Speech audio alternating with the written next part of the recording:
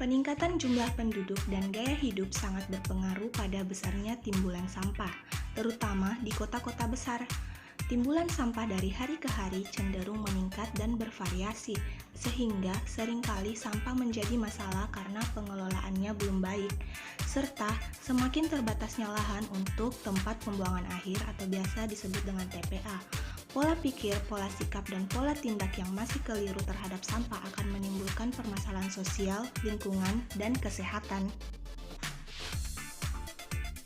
Permasalahan lingkungan yang diakibatkan oleh sampah antara lain terjadinya kerusakan dalam sistem perairan sehingga terjadi pencemaran air.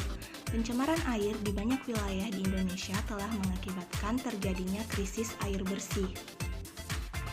Sumber dan timbulan sampah dapat dilihat pada gambar.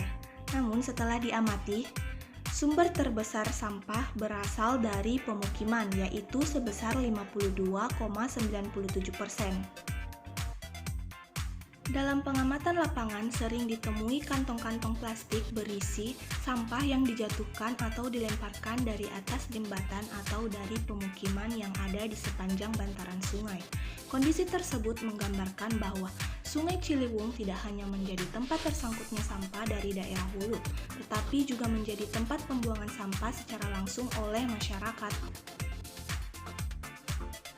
Selanjutnya yaitu jenis-jenis sampah yang ada di sungai. Jenis yang pertama yaitu sampah organik.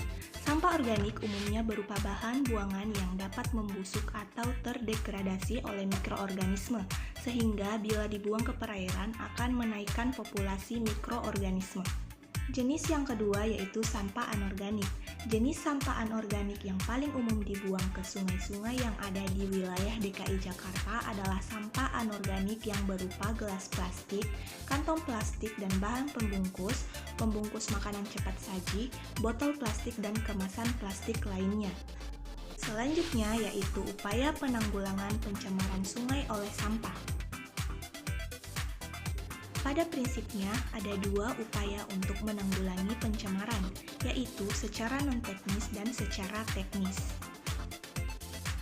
Penanggulangan secara non-teknis melalui suatu usaha untuk mengurangi pencemaran lingkungan dengan cara menciptakan peraturan perundangan yang dapat merencanakan, mengatur dan mengawasi segala macam bentuk kegiatan industri dan teknologi sehingga tidak terjadi pencemaran.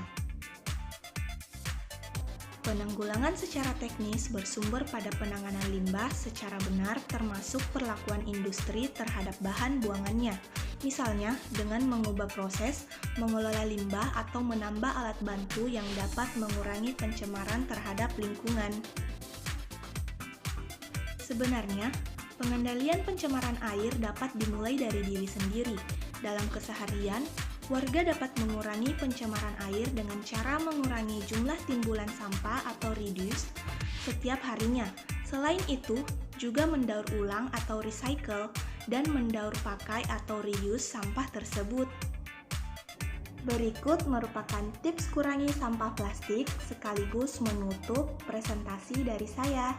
Sekian, thanks for watching.